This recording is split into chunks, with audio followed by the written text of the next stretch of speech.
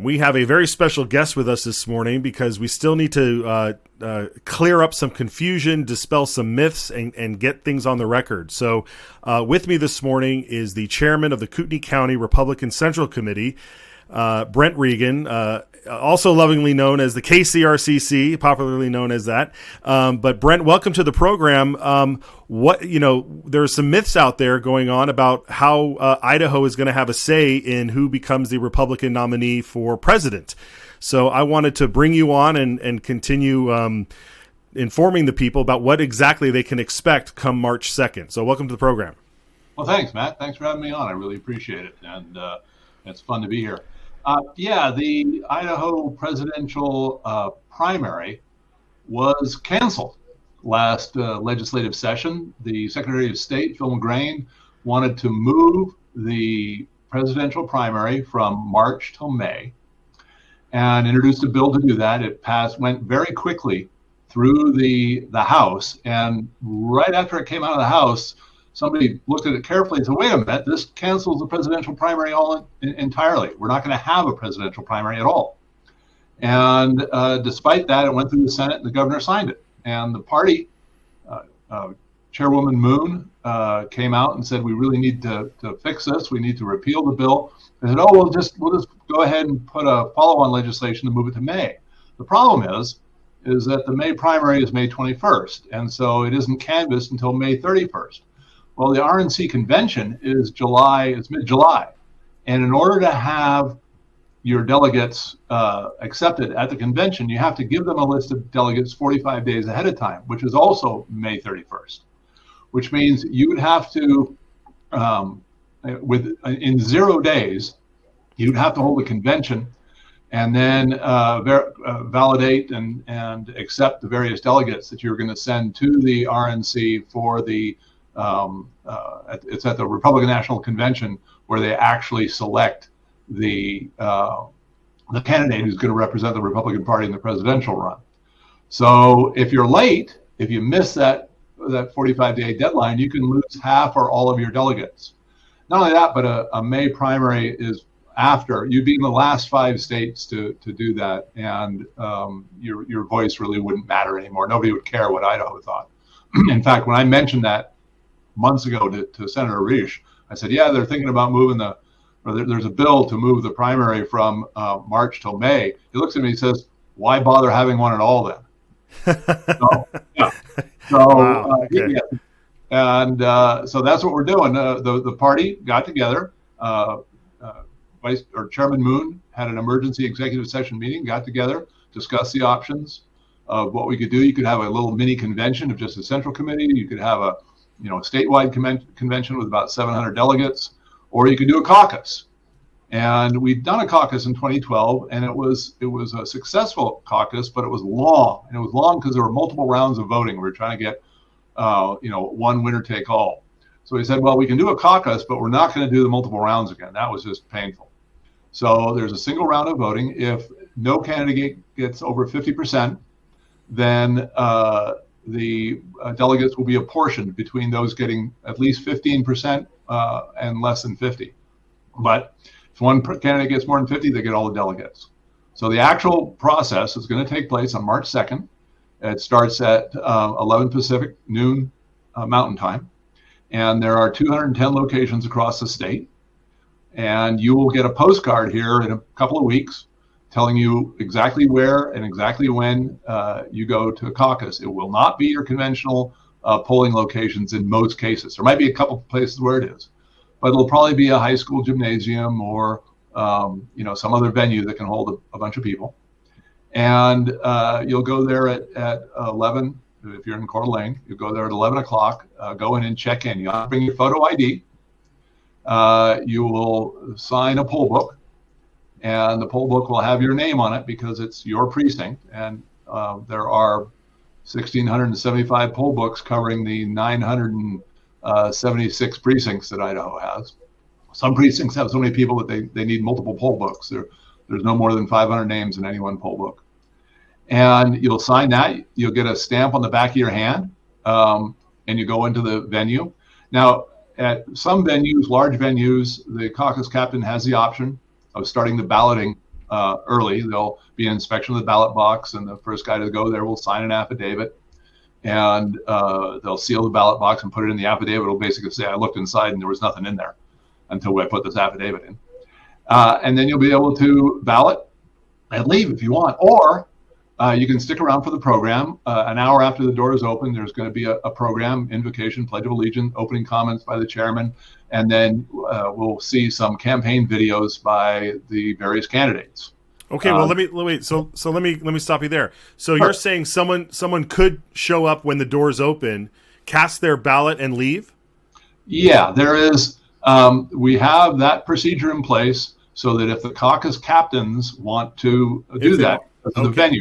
So you got to understand, there are 210 caucus locations. The smallest one is Three Creek School down in Oahe. It serves 18 Republican voters in that precinct. The largest venue is in Meridian at the Capitol Church. It serves 20 precincts, and there are 18,012 Republican voters.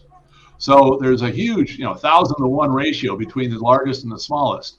So the rules are set up so that they're general guidelines, but the caucus captain, the guy who's in charge of that particular location, has the latitude to adapt the rules for their particular location. Because it's not, Idaho isn't a one-size-fits-all state. And we needed to have rules so that there were certain things that were common at all locations. The photo ID, checking in, signing the poll book. The ballots are all the same. The procedures for tabulating are all the same. But they had to be adaptable because, some places you're going to have thousands of people. Other places you might have 3 or 4 guys and you know all their names.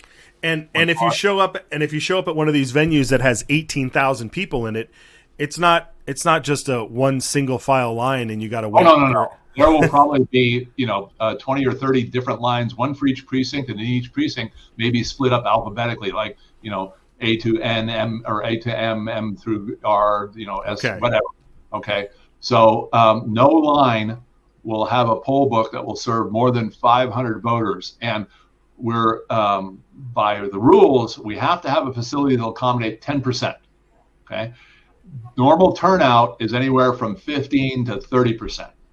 And so it'll be a mix between how you vote normally. You go to the polling place, you walk in, you show your ID, you sign it, you go, you vote, and you leave. Okay. Or if you want to stick around and watch the program, you can do that too. Or if you want to stick around at the end and watch the tabulation, once everybody that arrives there between the doors opening and 90 minutes later, if you're in line, you're going to get to vote.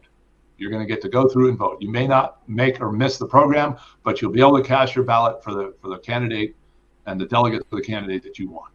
And that balloting will stay open until everybody who wants to vote has voted. As soon as the last person has voted, the balloting will close, and then they'll proceed to tabulation. And with the tabulation, they'll take the ballot box right then and there, dump it out on a table. There'll be at least 2 tabulators that'll be selected, and early on in the program, they will be confirmed by the body. In other words, they'll say, the caucus chairman or caucus captain will say, okay, I've got Jim Smith and Julie Reed here, and they're going to be the tabulators. Does anybody have an objection? And nobody objects, then those guys will be your tabulators. And they don't have to be precinct committeemen, or all they have to be is members of the party that are there to vote. And this happens in full view of everyone. Everybody. And witnesses from the campaign if they want. And so they'll come out, the ballots will come out, dump it on a table. The first thing that'll happen is they'll get sorted into piles. One of the tabulators will pick up the pile. They'll say, aha, this is a vote for Nikki Haley. She'll pass it to the other guy. The other guy will look at, yes, Nikki Haley, and they'll put it in the Nikki Haley pile. Next one might be Trump. Yeah, Trump. Okay, put it in the Trump pile. And they'll go through and sort all the ballots. And then they'll count each stack and write down the number of the count. And then they'll go back and they'll count it again. And that number has to match perfectly. If it doesn't, they do it a third time or a fourth time until they get 2 consecutive counts that are identical. Once that's done, they'll enter those tabulated results on the tabulation sheet, and both the tabulators and the caucus captain will sign that sheet. Caucus captain will announce to whoever's there out loud what the vote totals are, and then he'll call those in to state party headquarters. Now, there'll be two tabulation sheets, two identical sheets. The second one goes to the caucus coordinator, who's overseeing all the caucus locations in that legislative district or in the county. And that guy will also call in the results. So you've got two independent people calling the state party headquarters with the results, so that we're sure to get all the results in, and we're sure we got matches. If there's any discrepancies, we'll have the phone numbers and emails of both those guys. We'll be able to call them and say, hey, what's going on here? How come these numbers don't match? So that later that afternoon, early evening, we should be able to announce the results. And then all the ballots cast, the ones that were marked, the ones that weren't marked, the ones that were spoiled. You know, if you mark your ballot, oh, I made a mistake, you can go back to the ballot master, hand them your ballot and say, I'd like a fresh one, please. And that they'll give you an exchange ballot, and they'll void the old one.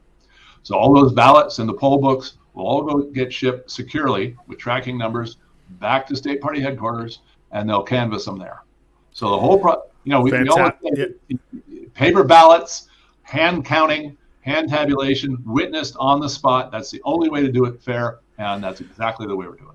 And that's perfect, because that's where I want to ask you this question, because professionally speaking here, you are a man that relies heavily and creates computers. You create technology that helps the efficiency of many different products in many different areas in engineering and such. And so here's a guy who trusts computers, knows how they work, but you are saying right here that we are relying on would you say that this is the most secure, efficient way to do this? No, I wouldn't say efficiency. Fair enough, right? Fair enough. I want is accuracy, and I want it open and transparent and accurate. And I want as many eyes on it every step of the process as possible.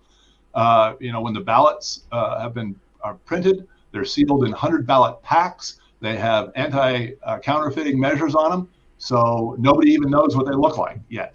Each caucus location will receive a box with all the caucus supplies. The ballot will be in there. That box will be securely shipped and tracked. Know exactly where it is and who receives it, who signed for it. So we've got end-to-end tracking of all this stuff, so that we know exactly what's going on.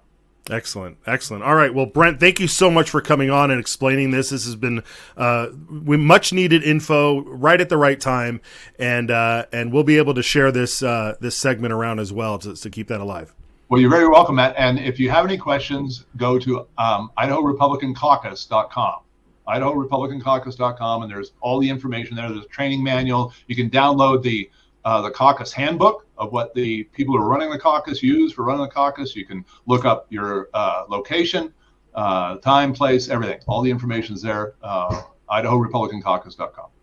Excellent. Thank you for that. And we just had flashed on the screen there how people can follow you on X too, because that's quite entertaining as well. Great. Thanks, Matt. This was fun. I appreciate your time. Excellent. All right. We'll see you next time. Thank you. All right, folks. You heard it here. They've got a system out, and and he correctly corrected me by saying it may not be the most efficient way, but it is definitely the most transparent and the most secure way for everybody to kind of see exactly what's going on here. So that's fantastic. All right, we are going to take a quick break, and we will be back in just a minute.